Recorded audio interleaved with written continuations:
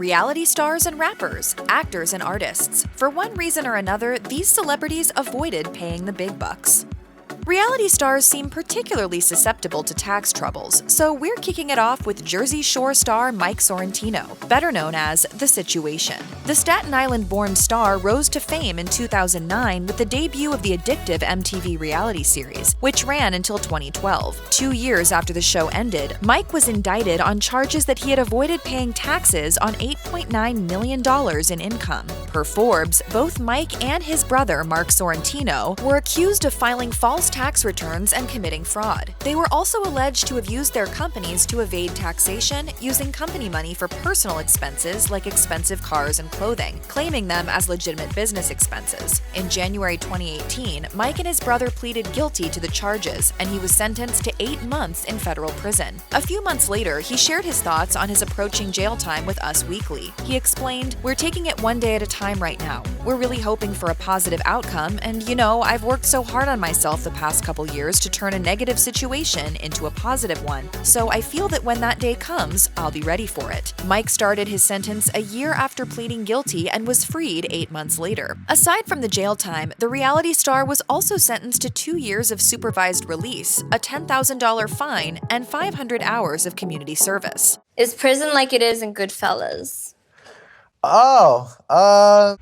Long before he was involved in the infamous Fyre Festival debacle, Ja Rule got himself involved in a different kind of scandal, one of the tax fraud variety. In March 2011, the rapper pleaded guilty to 3 counts of failing to file a tax return and agreed to pay over $1.1 million in tax debts, plus added penalties. Prior to his sentencing, the star suggested that he had already paid millions in taxes and had simply fallen short. He confessed on MTV's Rap Fix Live, stating, "I owed them a little bit more." He was sentenced to 28 months in prison for the offense, but actually served more time. That period was tacked onto a 2-year sentence he was already facing for a 2007 weapons charge. He was eventually released from prison 2 months earlier than his anticipated July 2013 release. Sadly, Rule's tax trouble didn't end there. In 2021, the rapper and his wife Aisha Atkins were accused of refusing to pay more than $3 million in federal taxes, according to Radar. The money in question was reportedly owed from the years 2005 through 2010 and 2012 through 2017.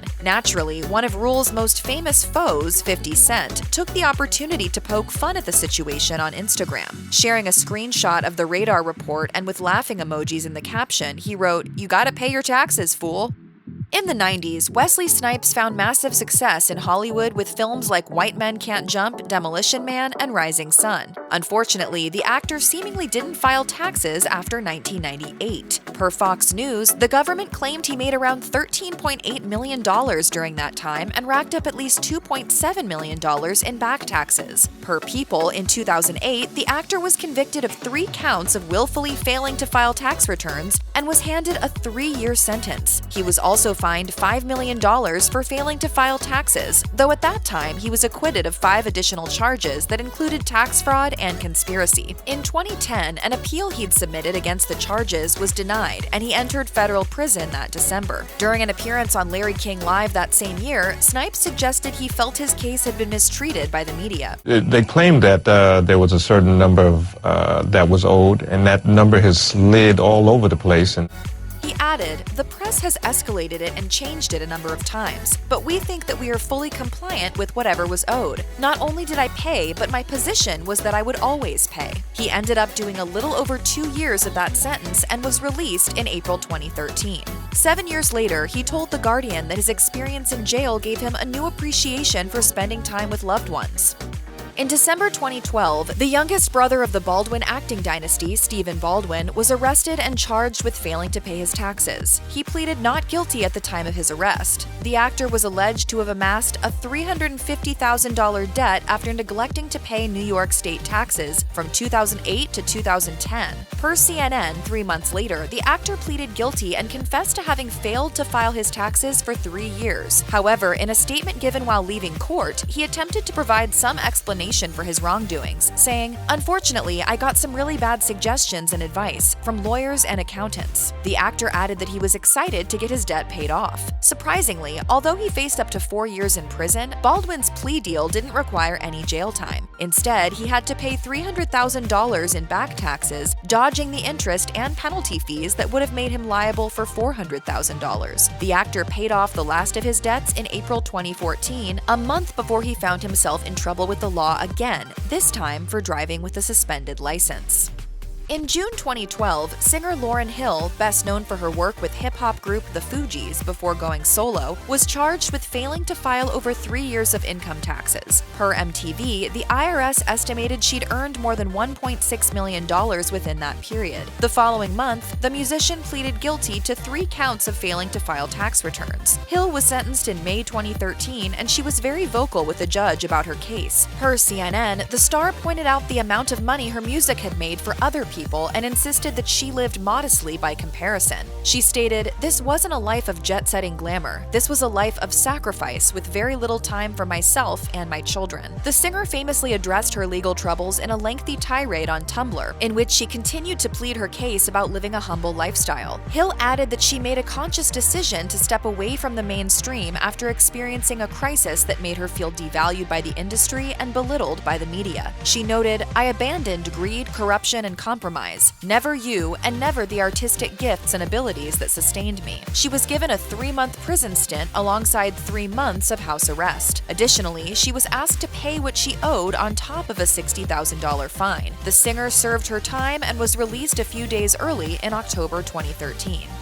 Most people are familiar with media mogul Martha Stewart's legal troubles involving insider trading in 2004, but the icon has also found herself in some tax trouble too. This time, it involved a complicated case where Stewart owed taxes to the state of New York. According to The New Yorker, the star's main residence and site of many a photo shoot in her Martha Stewart Living magazine happened to be in Westport, Connecticut. However, she also owned 2 properties in New York in the 90s, a cottage in East Hampton and an apartment in Manhattan. Stewart didn't deny owning property in the state in 1991 and 1992. Instead, she claimed that neither was a permanent residence and that both dwellings were undergoing renovations that rendered them uninhabitable. When Stewart was eventually tried for tax evasion years later in 1998, she was unable to deny residency due to some surprising pieces of evidence. For starters, the jacket copy for her books published in those years read, "Mrs. Stewart lives in Connecticut and New York." Further damning were photographs of both properties in her own magazine that satisfied the judge as to them being fully furnished, habitable, and lived in. Per the New York Times, it was eventually ruled that she pay back over $200,000 plus penalties and interest. Stewart reportedly paid that figure back in full. Country legend Willie Nelson got himself into so much trouble with the IRS that he had to put out an entire album to help repay the debt. As reported by the New York Times, back in 1990, the free-spirited musician was found to have accrued a tax debt estimated to be around $32 million, the largest ever owed by an individual at that time. He subsequently had multiple properties and belongings like touring equipment, master tapes, and gold and platinum records seized by federal agents, according to Rolling Stone. Obviously, I have to start off by letting you know I'm not a cop. I'm not either. Okay, good.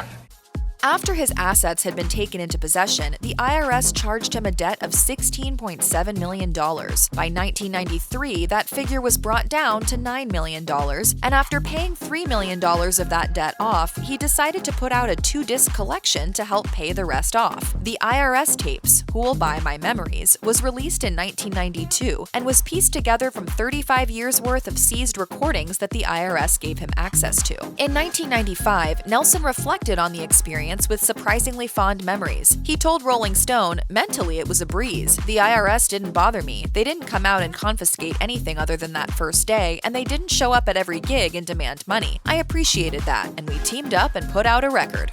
Power vocalist Toni Braxton made it big in the R&B world in the 90s with songs like Unbreak My Heart and Breathe Again. Sadly, over the years, she has found herself in trouble with the IRS not once, but twice. In 2018, The Blast reported that the star owed over $700,000 to the IRS and the state of California after 4 tax liens were filed against her. A year later, she was again revealed to owe a massive amount of back taxes, with E! News reporting that the IRS had filed a lien against the star for over $340,000. Meanwhile, the state of California had filed its own tax lien against Braxton for $116,000. The almost $500,000 that Braxton reportedly owed were dated back to 2017, which the outlet noted was a financially successful year for the singer. The performer had finished out her The Hits tour while starring in the reality series Braxton Family Values. As of this video, it's unclear how much of her debts she has currently paid off. Sadly, financial issues are nothing new for Braxton, as the star has filed for bankruptcy twice in her life, first in 1998 and again in 2010. 2 years after her second bankruptcy filing, she told 2020 that while she was prone to overindulgence, the nature of her early record contracts also left her with little to live off of. 170 million